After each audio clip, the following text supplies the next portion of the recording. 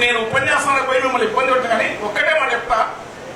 Chicago నగరం ఉన్న శ్రామికులు ఎత్తిన తడిసి మెరిసిన ఎర్ర జెండా త్యాగాల సాక్షిగా పెరిగిన పని గంటలు కూడా ఇవాళ కథం చేసే కార్యక్రమం మొదలైంది.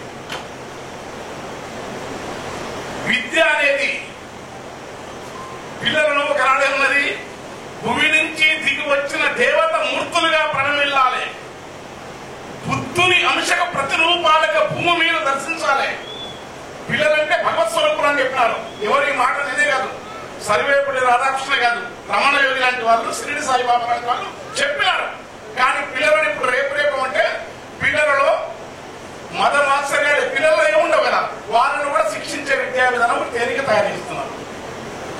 పిల్లల వాళ్ళ సామాజిక ఆర్థిక స్థాయిలు సామాజిక నేపథ్యంతో పాఠశాల ఏర్పడే స్థాయిలు ఏర్పాటు చేస్తున్నారు. ఏదైతే కులము మతము వీసే గాలి మోసే నేల పొంగే గంగ పొద్దు నింగి ఐదింటి రూపమైన ఈ గూటి దీపం స్థావర జంగమాత్మక జగత్తులో భేదము లేకుండా అందరూ ఒకటిన తత్వం భారతీయ తత్వాన్ని మరుగున పడేసి కాదు నీవి కులము నీది మతము నీది మొదలైంది. ఇది నిజమైన భారతీయత కాదు.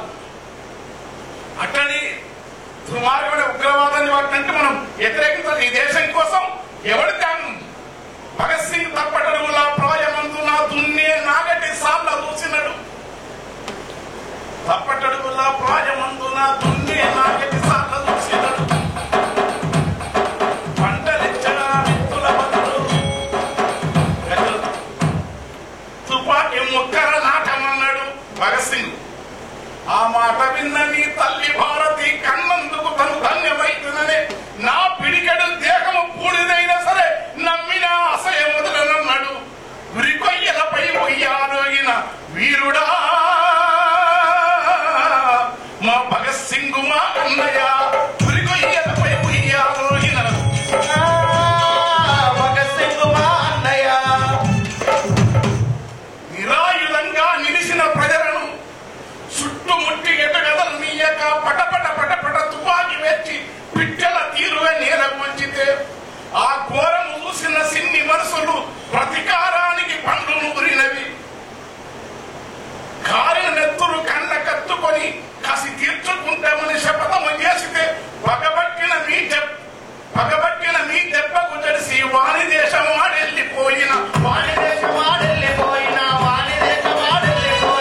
ఎక్కడి కోతము తెల్ల కొడుక నీ వేడ దాగిన వదిలిపెట్టను ఎత్తిన పిస్తోలు దాసుకొని మారు వేషమును నావలెక్కినవు.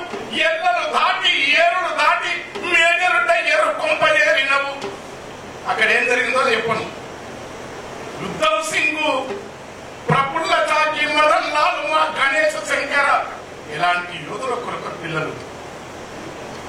అలాంటి దేశభక్తిని ఎవరి వల్ల సాధ్యమైంది? ఒక సుభాష్ చంద్రబోస్. దేశభక్తితో పాటు తుపాకి తూటాలు కాలిస్తే కూడా రఘుపతి రాఘవ రాజారాం పతీత పావన సీతారామని శిక్షించుతున్న గాంధీ సహనతత్వం, త్యాగపూరిత మనస్తత్వం. ఇలాంటి దశ నుంచి బ్రిటిష్ వాడు పోయినాక వీళ్ళ కాలానికి వచ్చినాక అభివృద్ధి అయింది. ఇవాళ ఒక్క పార్టీ ఈ అభివృద్ధికి అంత కారణం